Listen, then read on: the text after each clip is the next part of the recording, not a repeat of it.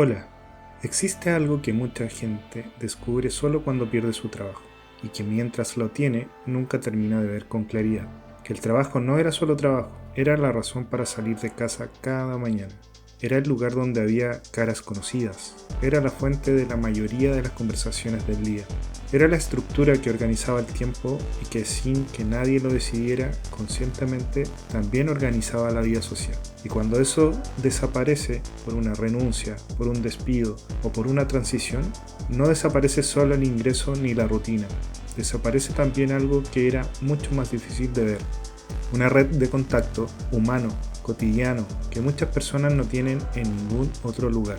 Hoy quiero hablar de esto ya que me toca profundamente. ¿Y a ti? ¿Te ha pasado algo parecido? Durante la mayor parte de la historia, el trabajo y la comunidad estaban separados. El agricultor trabajaba, pero su vida social era el pueblo. El artesano tenía su taller, pero también tenía su barrio, su plaza, su red de vecinos. El trabajo era una parte de la vida, no el centro organizador de todo lo demás. La revolución industrial cambió eso de forma radical. Concentró a las personas en las fábricas y oficinas durante la mayor parte del día.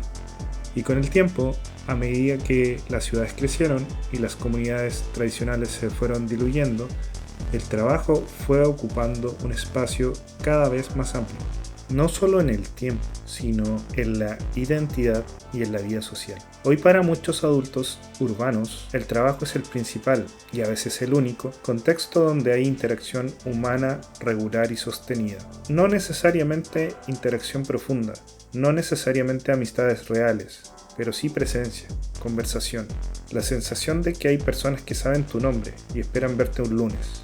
Eso es más de lo que parece. Hay un concepto en sociología que se llama lazos débiles. Son las relaciones que no son íntimas, el compañero de trabajo con quien tomas café, el colega con quien intercambias comentarios en el pasillo, la persona con la que almuerzas cada día, el cliente con quien tienes una muy buena relación. No son amigos cercanos, no los llamarías en una crisis, pero los estudios muestran que esos lazos débiles tienen un impacto enorme en el bienestar.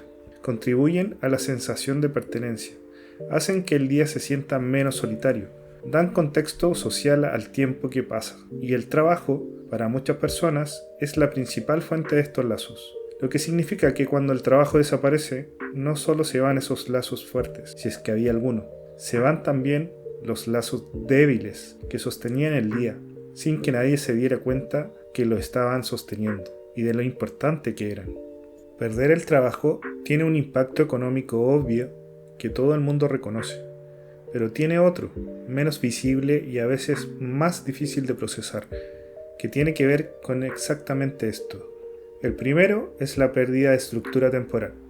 El trabajo organiza el tiempo de una forma que damos por sentada mientras la tenemos. Hay un horario, existe un lugar al que ir, hay una razón concreta para levantarse a una hora determinada. Cuando desaparece, el tiempo se distorsiona. Los días se parecen demasiado entre sí, y sin estructura temporal, la vida social también se desorganiza, porque gran parte de la sociabilidad adulta ocurre alrededor de las rutinas compartidas. El segundo es la pérdida de identidad social. En nuestra cultura, una de las primeras preguntas que se hace cuando conoces a alguien es ¿a qué te dedicas? El trabajo es una forma rápida de ubicarse en el mundo, de tener un lugar reconocible en la conversación. Cuando esa respuesta se vuelve incierta o incómoda, hay personas que empiezan a evitar situaciones sociales, no por falta de ganas, sino porque no saben muy bien cómo presentarse. Y ese repliegue, aunque comprensible, profundiza el aislamiento. El tercero, y este es el más silencioso, es la pérdida de propósito compartido. Hay algo en trabajar con otras personas hacia un objetivo en común que genera una forma particular de conexión. No siempre es amistad, pero es algo. Es la sensación de lo que haces importa en el contexto de algo más grande y que hay personas que lo saben, que te valoran. Cuando eso se va, no solo se va la actividad, se va también esa sensación de ser parte de algo. Y en una ciudad donde ya de por sí es difícil sentirse que perteneces a algo, perder esto puede dejar un vacío que cuesta nombrar y también admitir. Lo que quiero decir es algo que parece obvio, pero que cuando estás en medio de esto no siempre se siente así. Lo que perdiste era real, no era solo un trabajo, era una estructura de vida, y tiene sentido que su ausencia duela más de lo que esperabas. Nombrarlo así no es dramatizar, es ser preciso.